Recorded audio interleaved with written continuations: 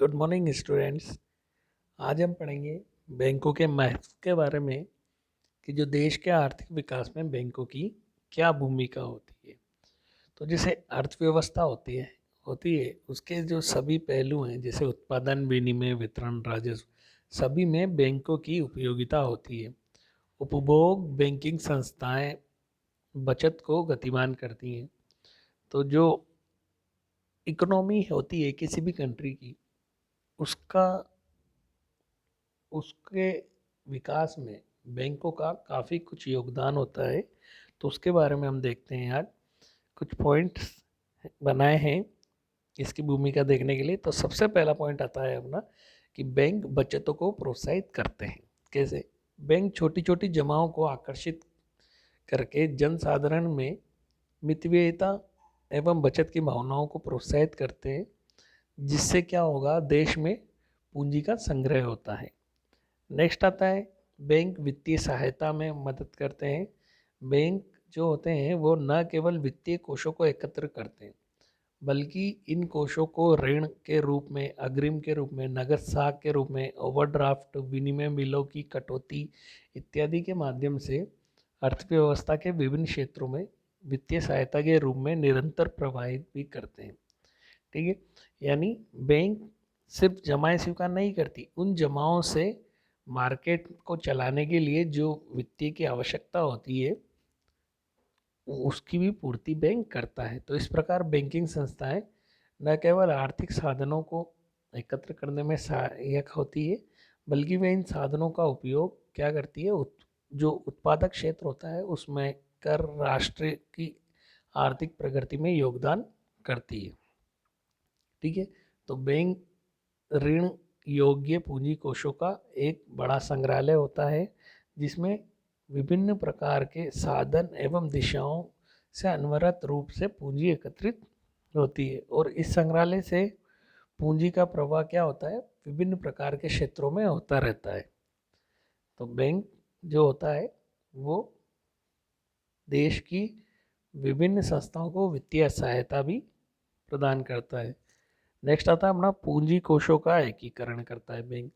तो बैंकिंग संस्थाएं अपनी सामान्य व्यावसायिक जो क्रियाएं होती है उसके अंतर्गत जनसाधारण की बचतों को बैंकिंग जमाओं के रूप में संग्रहित करता है और पूंजी कोषों के एकत्रीकरण को भी संभव बनाता है।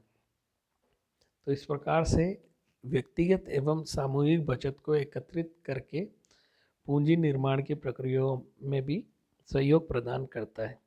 ठीक है, तो पूंजी निर्माण में भी बैंक काफ़ी महत्व रखता है। देश में लोगों की छोटी छोटी बचत को एकत्र करता है, उससे पूंजी का निर्माण होता है। और पूंजी का निर्माण होता है तो जिस भी फर्म को, जिस भी उद्योग को पूंजी की आवश्यकता होती है तो बैंक उनको वित्तीय सहायता प्रदान करता है।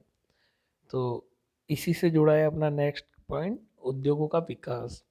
तो बैंक जो होता है उसके द्वारा आर्थिक नियोजन से उद्योगों को वित्तीय सहायता दी जाती है, जिससे राष्ट्रीय प्राथमिकताओं के जो अनुरूप इन उद्योगों को वित्तीय सुविधा उपलब्ध करवाई जाती है बैंकों द्वारा। तो इस प्रकार से ये संस्थाएं क्या होती है, नियोजित औद्योगिक विकास के लक्ष्य को प्राप्त करने में सक्रिय योगदान प्रदान करती है। नेक्स्ट, बैंक का एक लाभ ये भी है कि बैंक की वजह से धन के हस्तांतरण की सुविधा प्राप्त होती है। तो बैंक क्या करता है, धन प्रेषण के अनेक साधन जैसे चेक से, ड्राफ्ट से आदि सुविधाएं उपलब्ध करवाता है बैंक।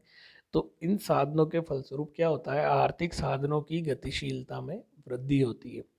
तो ये संस्थाएं ऐसे क्षेत्रों में जहां अतिरिक्त वित्तीय कोष होते हैं, उन स्थानों पर निरंतर कोषों को हस्तांतरित करती रहती है।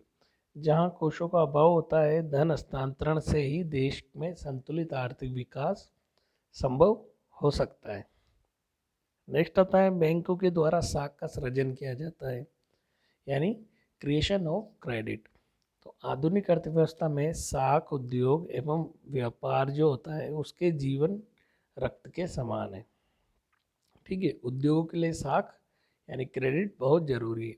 आर्थिक क्रियाओं के जो सफल संचालन में साख सुविधा बहुत ज़्यादा भूमिका निभाता है।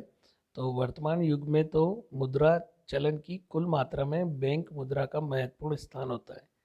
सभी प्रकार के जो सौदे होते हैं उनके भुगतान के लिए बैंक मुद्रा अर्थात जो चेक होते हैं, ड्राफ्ट होते हैं आदि का प्रयोग किया जाता है। तो आंतरिक और विदेशी व्यापार में भी बैंक मुद्रा का विशेष एवं महत्वपूर्ण स्थान होता है। बैंक मुद्रा यानी चेक, ड्राफ्ट इत्यादि जो होते हैं वो बैंक मुद्रा होती है। नेक्स्ट आता है बैंक ऋणों का मुद्रीकरण भी करते हैं। तो बैंक होते हैं जो अन्य लोगों के ऋणों के बदले में मांग जमाएं उत्पन्न करते हैं। बैंक ऐसी प्रतिभूतियों को स्वीकार कर लेते हैं जिन्हें अन्य व्यक्ति इसलिए स्वीकार नहीं करते क्योंकि उन्हें ऋणियों की जो उनकी साख एवं प्रतिष्ठा के संबंध में पूर्ण जानकारी नहीं होती। तो इस प्रकार बैंक इन प्रतिभूतियों को स्वीकार कर ऋणों की स्वीकृति प्रदान करते हैं और बैंक द्वारा सृजित बैंक मुद्रा का उपयोग उद्योग और व्यापार की द्वितीय आवश्यकताओं की पूर्ति हेतु भी किया जाता है। तो स्पष्ट है कि इससे कि आधुनिक अर्थव्यवस्था के संचालन में बैंकिंग संस्थाएं एक बहुत ही महत्वपूर्ण धुरी के समान में कार्य करती है। बैंकिंग संस्थाएं जमाओं के रूप में धन एकत्र करती है और उसे उत्पादन के विभिन्न क्षेत्रों में प्रसारित करती है। तो प्रमुख कारण यह था कि बैंकिंग संस्थाओं द्वारा तो विभिन्न क्षेत्रों में क्या करती है, उन जमाओं को प्रभावित करती है। तो उन्नत बैंकिंग प्रणाली के अभाव में क्या होगा, आर्थिक विकास की कल्पना नहीं कर सकते हम। तो आर्थिक विकास बहुत हद तक बैंकिंग विकास पर आधारित होता है। तो नेक्स्ट आता है अपना कि व्यापारिक क्रियाओं का विस्तार होता है बैंकिंग के माध्यम से। तो बैंकिंग संस्थाओं की साख विस्तार की जो नीति होती है न केवल मूल्यों में स्थिरता बनाए रखने में सहायक होती है, मूल्य जो वस्तुओं का मूल्य होता है वो भी स्थिर बने रहते हैं बैंकिंग विकास की वजह से, बल्कि ये आर्थिक और व्यापारिक क्रियाओं के विस्तार पर भी बहुत ज़्यादा प्रभाव डालती है। साख की मात्रा के अधिक या कम किए जाने की स्थिति में व्यापार की जो क्रियाएं होती है उसमें भी वृद्धि और कमी होती है। जैसे जितना साख की मात्रा बढ़ेगी व्यापार की मात्रा भी उतनी बढ़ेगी। साख की मात्रा कम होने पर व्यापार की मात्रा यानी व्यापारिक क्रियाओं में भी कमी आ जाएगी। तो अगर हम इसको संक्षेप में कहें तो कह सकते हैं कि व्यापारिक क्रियाओं के विस्तार में बैंकिंग संस्थाओं का बहुत ही महत्वपूर्ण स्थान होता है। तो आज हमने देखा कि जो देश का आर्थिक विकास है उसमें बैंकों की क्या भूमिका होती है। नेक्स्ट अपन देखेंगे कि अपने देश में बैंकिंग का कैसे विकास हुआ है, कितना विकास हुआ है उसके बारे में। तब तक आप ये पढ़िए। Good bye.